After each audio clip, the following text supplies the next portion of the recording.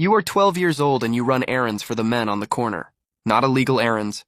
Real errands, coffee, newspapers, dry cleaning, but you run them for men who wear nice suits in the middle of the day and never seem to go to work. You notice everything. You always have. You notice which storefronts never have customers but always have lights on. You notice which men get respect just by walking into a room.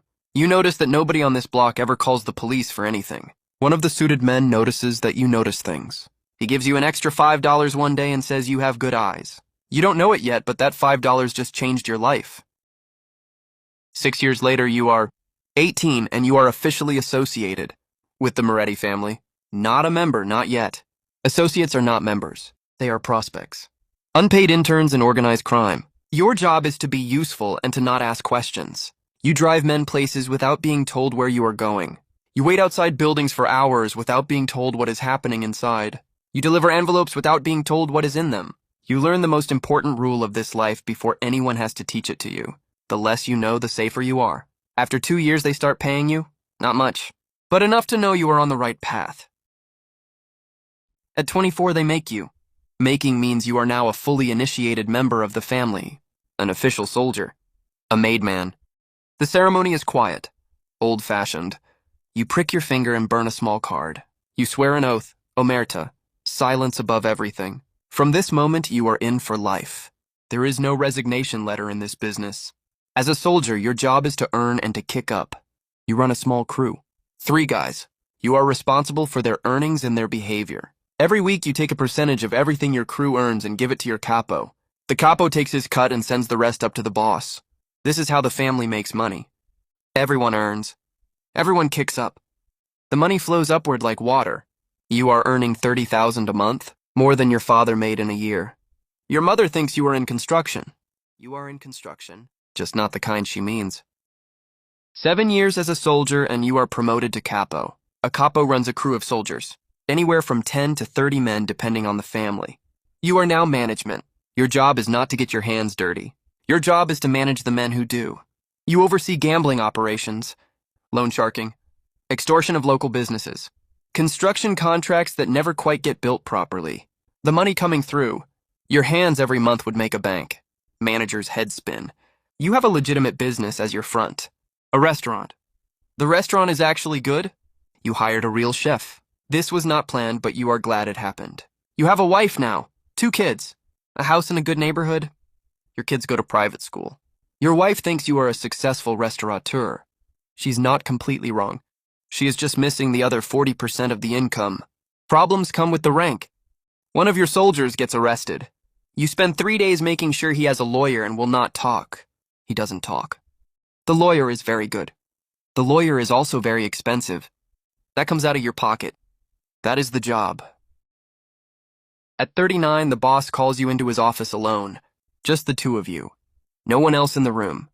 He tells you he is getting older.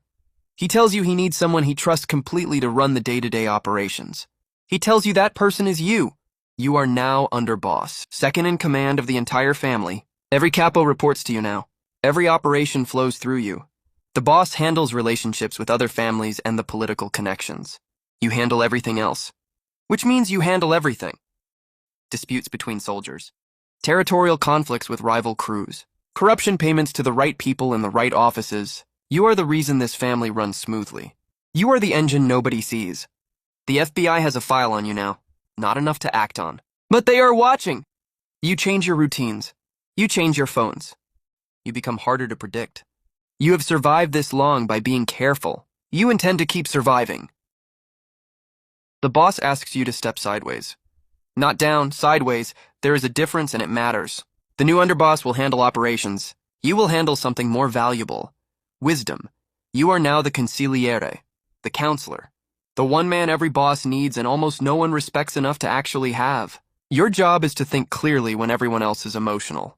To advise against the bad decisions before they become catastrophic ones. To be the voice that says wait before anyone else has thought to say it. You have watched 20 years of decisions in this family. Good ones and catastrophic ones.